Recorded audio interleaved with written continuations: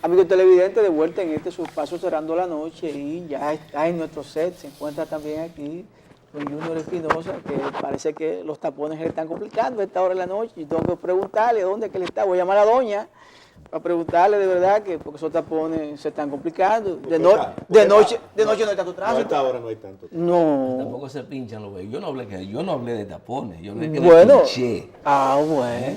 Y para eso no tiene que haber tapones. Solamente hay que estar en la calle y encontrar un aparatito. Una tachuela en la calle. Uno, a veces hasta un palo de fósforo tú crees que te pincha.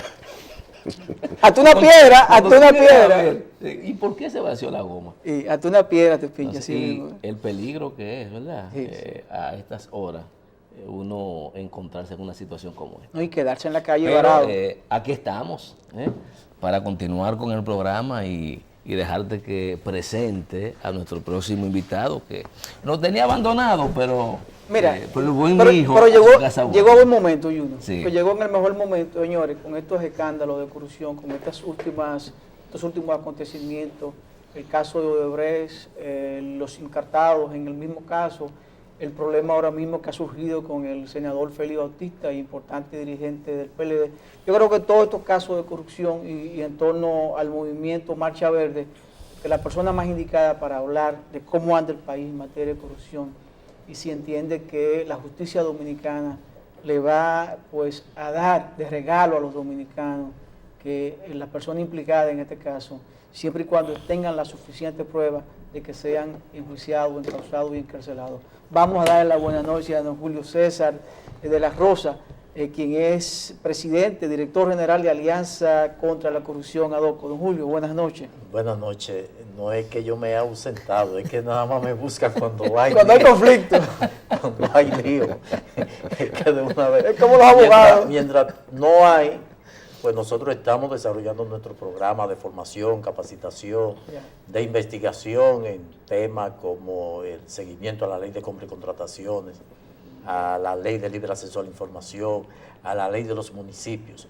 Mientras no hay nada, pues nosotros estamos trabajando ahí, pero desde que se arme el lío de corrupción, pues de una vez ahí estamos atentos y me es grato pues poder compartir tanto contigo, Giovanni, con Junior y con Luis Soto, un amigo de mucho tiempo, sí, muchas batallas. De Julio, como yo conozco a Junior y conozco a Luis, que son más, tal vez más acuciosos que yo en este caso, porque tienen más experiencia y saben más que yo de esta materia, me quiero ir primero a algo light.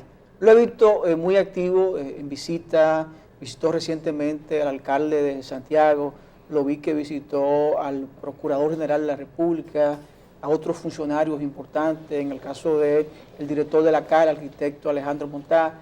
¿A qué se debe pues esta visita, estos encuentros? ¿Está presentándole a ellos pues el background de ADOCO, una radiografía de lo que es ADOCO, o simplemente está presentando credenciales? No, las credenciales de ADOCO se presentaron hace mucho, y sobre todo con temas en momentos en que nadie asumía como nosotros lo hicimos entonces. Hemos estado realizando esta visita con un propósito, como consecuencia de los programas de capacitación y formación que llevamos con la Escuela de Formación y Capacitación Ciudadana, ESFOCACI, que es la dependencia de educación de la Alianza Dominicana contra la Corrupción. Pues nosotros periódicamente hemos estado impartiendo cursos, seminarios, talleres, con temas muy puntuales, temas en materia de compra y contrataciones, al surgimiento de la ley de lavado de activos, pues también hemos diseñado un programa de capacitación en ese orden, de la misma forma que un diplomado en Derecho Municipal y Transparencia. Pues en cada uno de estos programas, pues tenemos que utilizar la herramienta principal, que es la ley del sector o del tema que estamos abordando. Pues eso nos motivó a hacer una compilación de una serie de leyes que no tienen un atractivo comercial, o sea que tanto las impresoras, editoras, como las librerías especializadas en la materia, pues no tienen esa gran demanda porque son leyes asociadas a la gestión pública.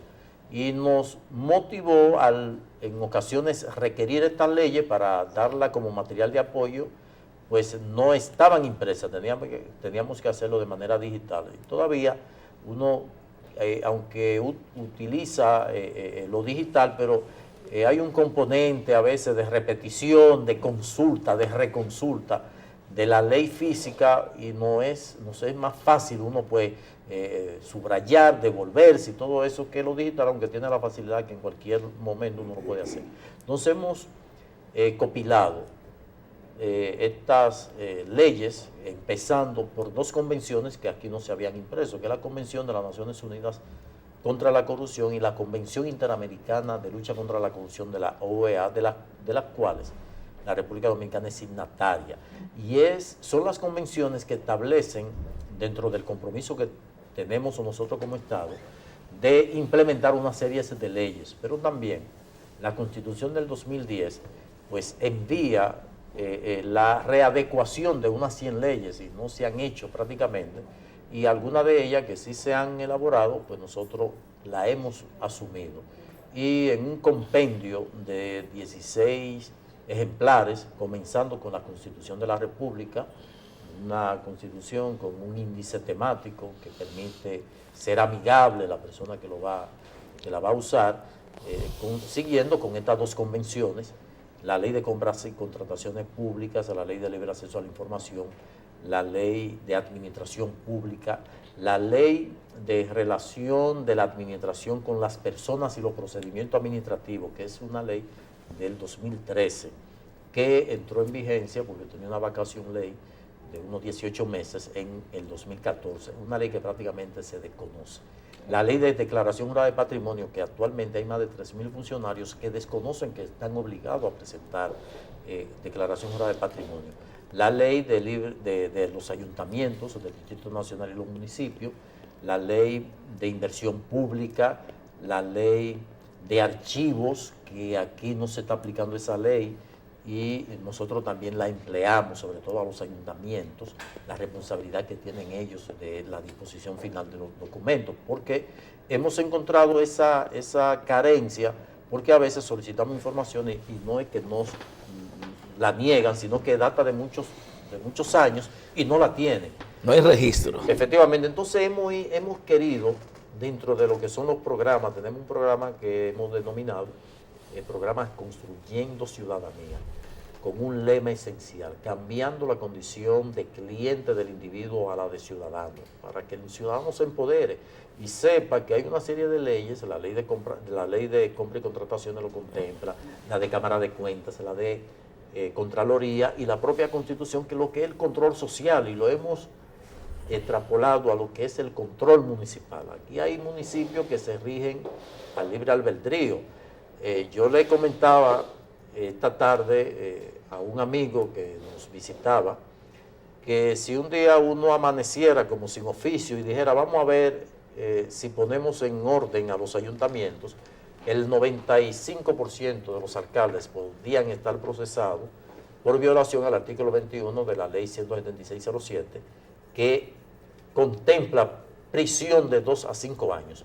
Por violar este artículo, que es el que establece el porcentaje que se debe invertir en cada uno de los rubros, tanto como inversión de obras de infraestructura, como en el pago de personal. Y aquí hay ayuntamientos que tienen hasta el 67% en el pago de personal. O sea, si un día uno amanece sin oficio y quiere volverse loco, pues fácilmente tendrían que hacer una cárcel especial para los alcaldes. Entonces, en vez de uno proceder a la denuncia, a perseguir, pues queremos hacer conciencia en que la ciudadanía, los municipios sepan cómo exigirle, cómo demandar de los alcaldes, y que esto pues no tengan problema al final de su gestión. Entonces, en ese esfuerzo que hemos estado, entonces hemos querido compartir con algunos funcionarios públicos, porque esto lo hemos denominado como un dossier que debe tener todo funcionario público, porque hay leyes que desconocen ellos mismos, que administran recursos. Entonces, en ese ejercicio de colaboración, pues hemos querido hacerlo de manera personal con algunos funcionarios públicos que han estado en la disposición. Nosotros a través de la oficina pues llamamos a la institución, le manifestamos nuestro interés, uno de inmediato se ponen a la disposición, nos reciben y hemos hecho eso. Hay algunos que le hemos solicitado entregársela y no han hecho caso, ya ese es su problema. Y no obstante eso, pues se le enviamos vía mensajería, pero queremos es ir haciendo conciencia, porque realmente en la dinámica que nosotros estamos es que hay, para institucionalizar el país, hay que romper con una serie de paradigmas, que si nosotros no hacemos el esfuerzo, si nosotros no vamos a enfocar a los temas coyunturales que ocurren en un momento determinado, que si Odebrecht, que si ahora la cancelación de la visa... Nos quedamos en el día a día y no avanzamos. Y sobre todo también lo de la ley de partidos, que a nosotros nos apena el haber recorrido tanto, aprobándose tantos artículos de la ley de partidos políticos y que se haya empantanado en tal vez uno de los más importantes para garantía del sistema de partidos. En el actual modelo, lo único que pudiera postergar a más allá del 2028 los partidos actuales es precisamente el tema de discusión que por un asunto coyuntural dentro del partido de gobierno, el Partido de la Liberación Dominicana, pues se ha dado toda una diatriba en el cual se han enganchado algunos partidos de oposición que serían los más beneficiados de que finalmente se establezca ese modelo que nosotros podemos atribuirnos, y así se hace constar en la comisión bicameral, fuimos los proponentes del modelo de primarias abiertas y simultáneas, porque va a resolver tres problemas que ahora mismo tienen los partidos. Primero, el alegato de que un partido incide en la escogencia del candidato más débil en el partido de oposición, para entonces enfrentarlo en las generales con todos los cañones. Ese uno. Segundo, con la simultánea se va a evitar eso. Segundo, la falta de árbitros. En los partidos aquí no hay árbitros, ya no existen ni Balaguer, ni Peña Gómez, ni Juan Bosch, que imponían el peso de su liderazgo. Aquí no hay árbitros.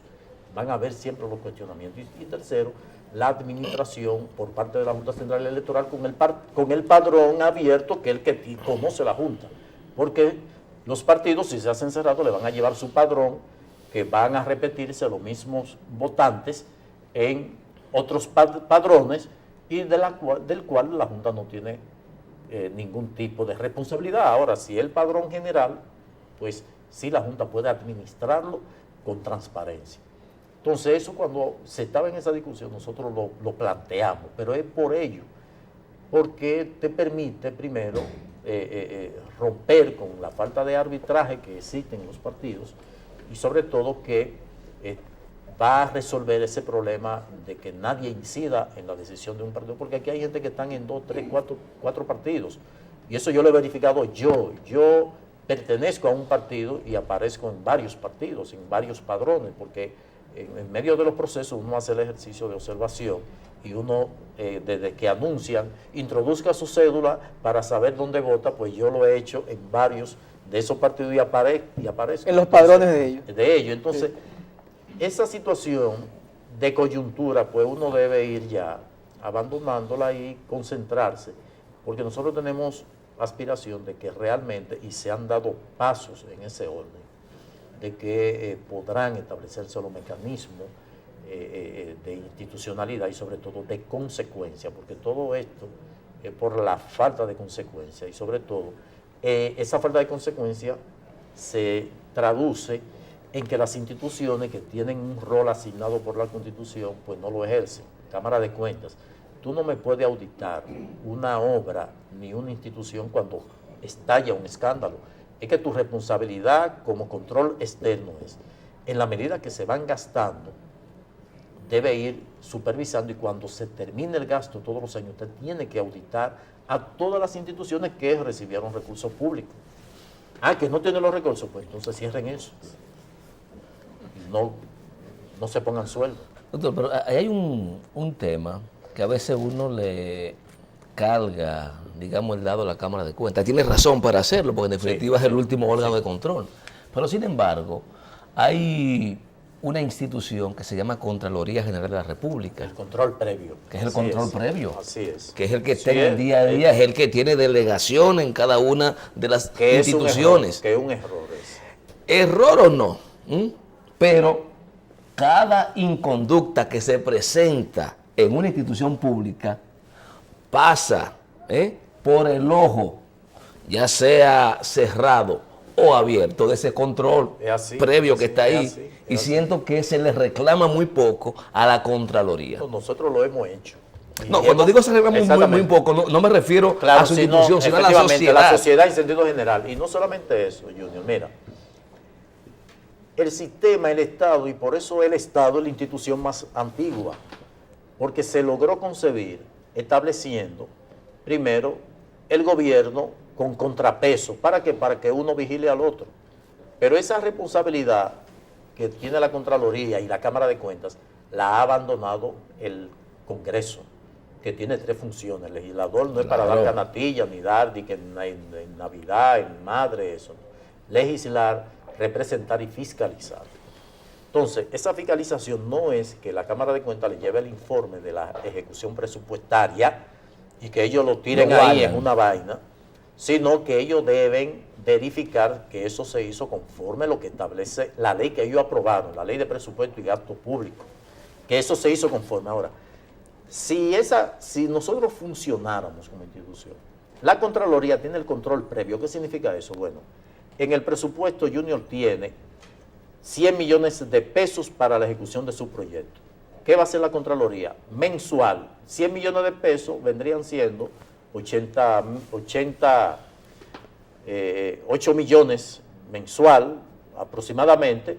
Ahora, como tú en el presupuesto dijiste que esos 8 millones mensuales tú lo vas a gastar en esto y esto, tú no te me puedes salir de eso. Entonces la alerta se activa desde que si para combustible habían 2 millones de pesos, tú no me puedes, ya cuando tú ejecutes esos 2 millones ya te quedaste sin combustible. ¿Por qué? Porque ya tú ejecutaste lo que dice el presupuesto y no te voy a autorizar. No te voy a autorizar porque no puedo coger de una partida para eso, porque no está contemplado y estaría violando la ley, porque hay el presupuesto es una ley que no se puede violar. Entonces, ese control previo también hay decretos, por ejemplo, la ley de compra y contrataciones, hay un decreto del presidente Danilo Medina que dice que no puede autorizarse una erogación de una contratación que se haya hecho, de una compra, si previamente no está en el presupuesto. Entonces, ¿quién tiene que vigilar eso? La Contraloría. Entonces, es así, la Contraloría tiene una gran responsabilidad, pero ellos no ejercen con la presteza que se requiere, porque ellos pueden, en ocasión, y les doy el beneficio de la duda, que digan no procede. Pero como se trata de una acción interna en la institución, porque la Contraloría, en los casos de instituciones descentralizadas, si es centralizada, pues la Contraloría da el visto bueno para que hagan el libramiento en la Dirección General de Presupuesto. Pero si es una institución que no tiene que ver con el presupuesto con la Dirección General de Presupuesto, es una autónoma, pues lo hacen ellos de manera interna, violando eso. Entonces no hay niveles de consecuencia para ellos. Entonces, ¿qué hace la Contraloría? Que se cruza de brazos. Pero también la Contraloría, que para nosotros es un error, y es la presencia de auditores en las instituciones. No son pocas las instituciones donde está la presencia de auditores que no se hayan producido escándalos, porque llega un momento de connivencia, de familiaridad, porque esa persona está ahí y aparenta ser un empleado normal. Pero voy más lejos. A veces la misma institución pues le da la facilidad que el combustible, que si se le dañó el vehículo, se lo le facilitan uno, se lo reparan, entonces entra en una especie de contubernio que no es saludable para el sistema de administración pública. Entonces por eso debe haber un replanteamiento. Bueno, ¿hacerlo de qué forma? De forma ocasional, si los números pues si hay una alerta sobre la ejecución del presupuesto en una institución, pues yo puedo mandar a intervenir el sistema financiero de la institución porque la ley me lo concede, me da esa prerrogativa. Entonces tú puedes mandar un equipo de auditores, si es posible, rotarlo, toda la semana un equipo diferente. Pero de que tú mandas a 2 auditores a una institución que tiene un volumen alto, que a veces es insuficiente los 2 auditores para eso, y tienen que auxiliarse los propios auditores de la institución, pues ahí entra esa mecánica. Entonces, cuando nosotros hablamos de fortalecimiento institucional, nos referimos a eso, que las instituciones funcionen. Por ejemplo, no es posible que luego del escándalo de Odebrecht, que el procurador solicite que hagan las auditorías a la Cámara de Cuentas y esta concluyen que no ha tenido tiempo para concluir, para terminar. Entonces, eso es parte del problema, porque si las auditorías hubiesen estado ahí, pues hubiese sido más fácil el proceso de investigación. Perdón, con su permiso y de los amigos televidentes, vamos a ir a una pequeña pausa que nos están haciendo señas los coordinadores del espacio. Vamos a ella y conversamos con don Julio César de la Rosa, quien es director ejecutivo de Alianza Dominicana contra la Corrupción, ADOCO. Vamos a la pausa.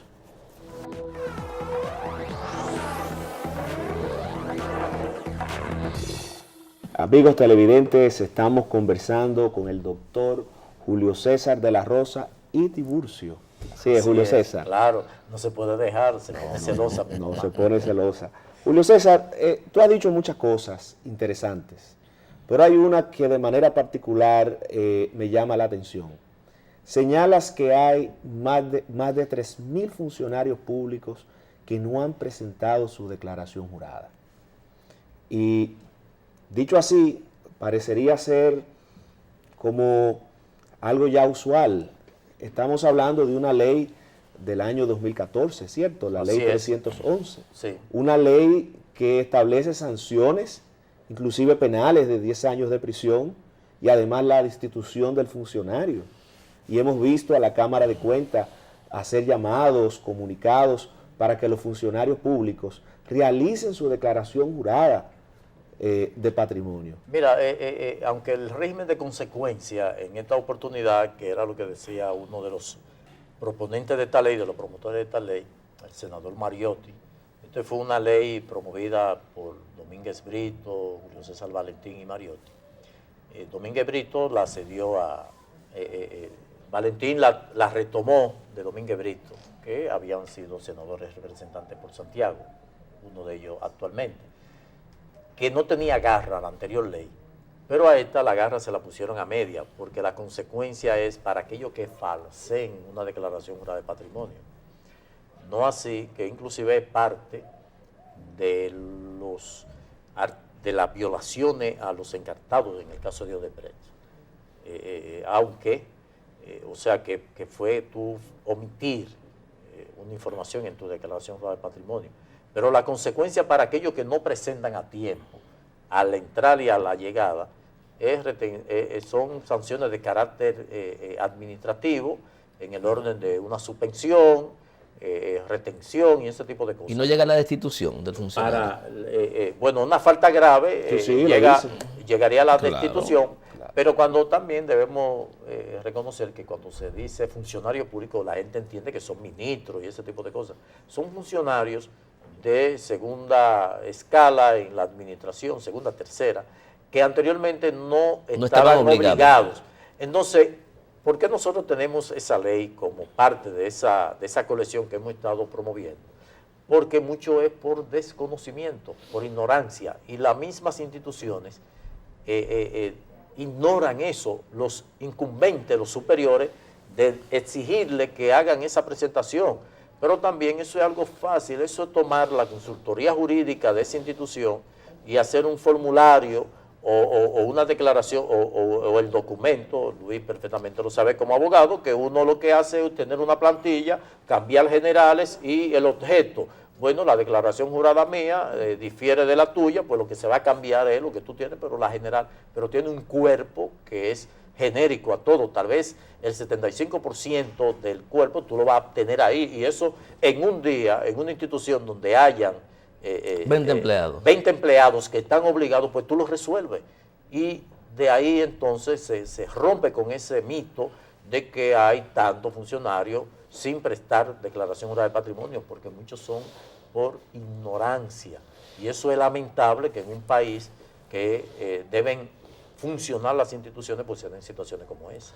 Pero aquí hay un principio jodido, ¿verdad? El General, que se presume que todos conocemos la ley después Así es. de haber sido promulgada. Claro. Sin embargo, ha hecho énfasis en 2 ocasiones al tema del desconocimiento, y al principio hablaste de un proceso de formación que está llevando así es. ADOCO con su Escuela de Educación Ciudadana. En ese proceso, ¿quiénes participan? ¿Esos sujetos obligados o es una combinación de esos sujetos Ambos. y la ciudadanía? Efectivamente, en principio empezamos con la ciudadanía de manera individual, pero nos hemos encontrado con el interés de algunas instituciones que dicen, pero mira, por ejemplo, nosotros tenemos un curso básico de compras y contrataciones. No es lo mismo cuando el equipo de compras y contrataciones de una institución que tiene como misión, pues, preparar los pliegos de condiciones y hacer los anuncios del lugar y verificar si cumplen conforme a lo que establece la ley 340-06 con la misma.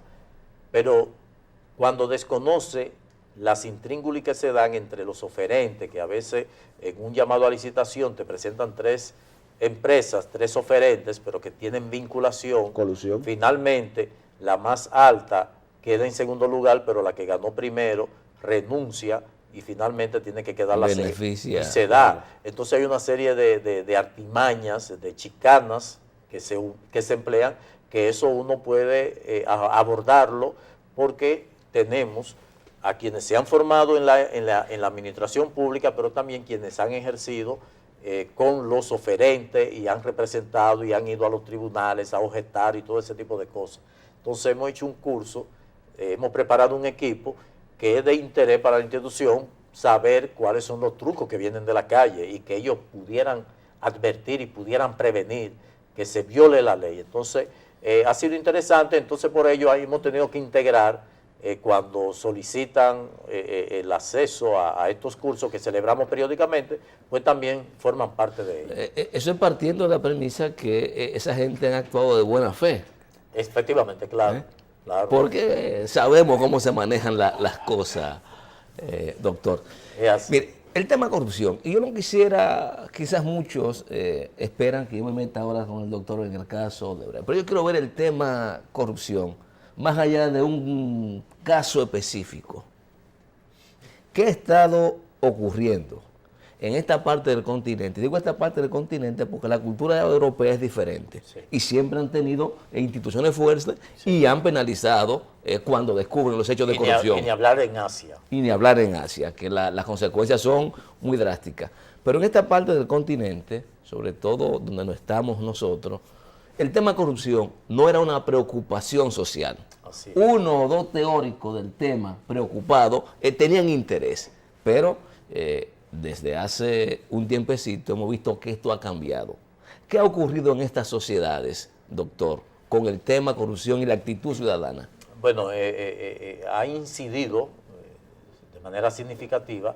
Recuerden que cuando se hacía evaluación de cuál era el porcentaje que se iba en las manos de la corrupción, que se llegó a cuantificar, recuerdo que Leonel en el 96 dijo que cerca de unos 35.000 millones se iban en corrupción. Estamos hablando que cuando tú indicas un porcentaje de esa naturaleza a partir del presupuesto que se maneja, y hoy tú tienes un presupuesto 10 veces lo que era entonces, pues tú tienes que aplicar esa misma, El mismo porcentaje. El mismo porcentaje. Entonces, a mayor presupuesto, mayor corrupción, pero con una combinación de una corrupción privada tan voraz como la pública, una evasión de impuestos, que eso es corrupción, pero no solamente eso, sino la omisión de en una serie de responsabilidad tributaria que deben asumir los ciudadanos, pues también se va sumando a esto. Y cuando uno saca cuenta, pues uno va a encontrar que lo que debía invertirse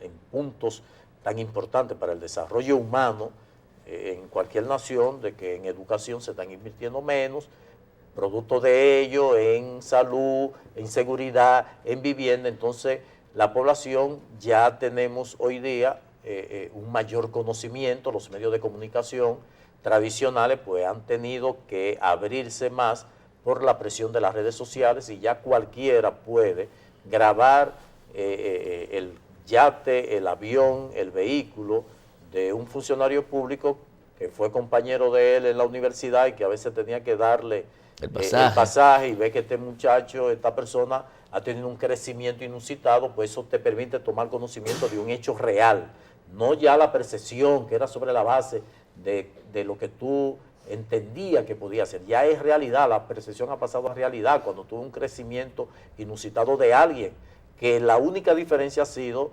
funcionario público, que es como los cuestionamientos que uno se hace. Me dice, bueno, de repente un funcionario público que era empresario cuando llegó a ser funcionario público, pero que ha tenido un crecimiento después que es funcionario público, sus empresas, y te dice que es producto de préstamo y eso, tú dices, pues acá, entonces los bancos no le prestan al que no es funcionario público, porque si tú experimentas un cambio notorio antes y después, pues evidentemente que tiene que incidir, que tiene que verificarse que ha incidido tu condición de funcionario público. Entonces eso ya te lleva a cambiar lo que es la percepción a una realidad que tú puedes palpar. Entonces, eso de los medios de comunicación, las redes sociales, ya se toma conocimiento automático de eso.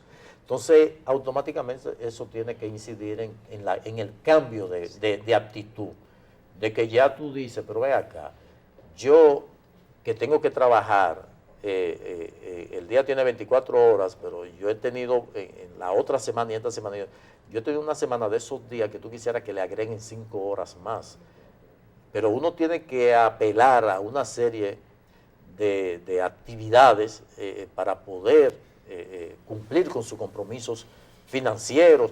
Y desde que yo tengo uso de razón, o sea, desde que ya yo me hice adulto, que empecé a producir y que hice familia, pues yo no recuerdo cuando yo no he tenido que pagar una mensualidad de un préstamo bancario. O sea, yo no registro cuando yo he estado en limpio, que yo no tengo que estar pagando, sino del vehículo, de la vivienda. Entonces, cuando tú ves eso y tú ves que con tanta facilidad una persona que la única actividad productiva que ha tenido es la de ser funcionario público o de pertenecer a un partido político, tú dices, oye, espérate, déjame yo zapatearme y déjame yo a ver si por lo menos mis hijos heredan otro estado. Y cuando tiene la oportunidad de poder, de haber estado como resultado de tu paso como estudiante en una universidad del extranjero, en sociedades que tienen un mayor desarrollo, tú dices, pero si esto funciona aquí, ¿por qué allá no puede funcionar? La impresión mía en Costa Rica, hace un tiempecito, que fui a una actividad de Transparencia Internacional, el ministro de Economía, quien tiene la introducción en el día, nos invita a almorzar, vamos en su vehículo, él conduciendo, y en la noche íbamos a cenar y él llega en un taxi. ¿Qué pasó, ministro? Y dice, no, es que hasta las 5, después de las 5 no puedo usar el carro del ministerio. Así mismo es aquí en el país, exactamente igual. Te agradezco tu sueño, que son los mismos míos. Es así. Bueno. Mira, Julio César, Antonio Taveras, presidente de la Asociación de Empresarios de Herrera, informa que ellos realizaron un estudio para cuantificar la corrupción y cuantifican la corrupción en 26.000 millones de pesos anuales. Pero hay que felicitar eso porque en el 96 eran 35.000 millones, o sea que si hemos bajado de 35.000 a 26.000, estamos hablando de 9.000 millones menos, o sea que hemos ido avanzando entonces en la lucha contra la corrupción.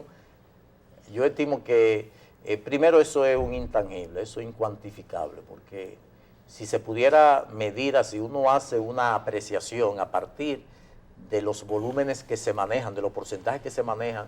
Por ejemplo, el 10% en las compras, que eso se instituyó, yo no sé quién fue que estableció, eso no dice, no, pero tú me puedes, mira, como del 10, de ese 30% que tú te vas a más el 10 que tú me vas a dar, baja al 15 y nada más ganaste 15. ¿Pero a quién le dan ese 10? ¿A quién le dan ese 10? ¿En efectivo, en un funcionarios cheque? serios que dicen, no, mira, el 10 que me toca, bájale 5 más, el 20 que tú te vas a ganar y déjale a la institución el 15%, rebájale el 15%. Pero ese 10, ¿qué se le da en efectivo, en un cheque, en una transferencia? ¿A quién se le da? Bueno, si se tuviera el mecanismo utilizado, y con esto estoy parodiando la serie de Netflix, el mecanismo. El mecanismo. Fuera más exitosa la lucha contra la corrupción, porque lamentablemente deja pocos rastros y eso es lo que la hace compleja. Nos queda poco tiempo. Hay un término que en el discurso de presentación al país de la acusación a los imputados en el caso Odebrecht que hizo el Procurador General de la República, habló que hubo personas que su patrimonio no era exagerado y que por lo tanto, entre otras cosas, no encontró suficiente elemento de prueba. Me gustaría saber, porque no sé, en una investigación, ¿qué es un patrimonio exagerado? ¿A partir de qué punto es que empieza la exageración? Bueno, habría que preguntarle a él. Pero uno infiere, a partir de la presentación, de la introducción, a que no se obtuvieron las evidencias que pudieran establecer un vínculo. Y por ello nosotros, a partir de lo que es el conocimiento de la normativa procesal penal, pues yo prefiero que si no se tienen las pruebas que puedan hacerse valer en un juicio de fondo, pues lo más saludable es excluirlo, no presentar acusación y archivar de manera provisional, que es algo que se va a finiquitar más adelante. Si aparece algún elemento, pues pueda desarchivar y proseguir la investigación. Pero creo que para el sistema de justicia es más saludable la exclusión, y por eso calificamos de correcta la decisión del Procurador General de la República, y uno que aboga porque se den pasos trascendentales, pues no podemos estar contrario a eso. O sea, nosotros demandamos el respeto al debido proceso de ley. Si usted no tiene prueba, pues no presente y se lava las manos como Pilato y dice que la justicia lo soltó. Creo que por ello el Procurador General de la República merece, por parte nuestra, que en ocasiones hemos tenido diferencias, el respeto y sobre todo el reconocimiento de que haya actuado de la forma correcta que lo hizo. Miren, cuando los programas se están poniendo buenos, siempre hay alguien que dice que se acabó. Yo sé que es un tema que habrá tiempo para seguirlo debatiendo. Siempre que ustedes lo decidan. Hay opiniones encontradas en torno a la rigurosidad de la investigación desarrollada. Yo no creo que el problema sea que se excluyó a personas que no tenían que ver con el caso, porque efectivamente hay gente que no tiene que ver. Ahora, falta investigación a profundidad. Creo que faltaron gentes. Y eso implica que no hubo una investigación a profundidad. Bueno, a partir de lo que ha presentado, o sea, que se puede verificar de cada uno de los encartados, porque ese archivo provisional deberá avalarlo el juez. Porque el juez está apoderado de algo. Bueno, tú me traiste a esta gente, yo le puse medida, pues vamos a ver por qué tú no sigues el pleito. Entonces, ahí también lo que se ha podido obtener, pues le da el beneficio a los que han sido excluidos. Bien, vamos a agradecer al doctor Julio César de las Rosas. Sabemos que es presidente, coordinador de la Alianza contra la Corrupción, Alianza Dominicana contra la Corrupción, ADOCO. Al doctor Luis Soto, al señor Giovanni Almonte. Muchas gracias. Y a ustedes por habernos permitido llegar a sus hogares. Mañana, como de costumbre, nos reencontramos nuevamente en Cerrando la Noche.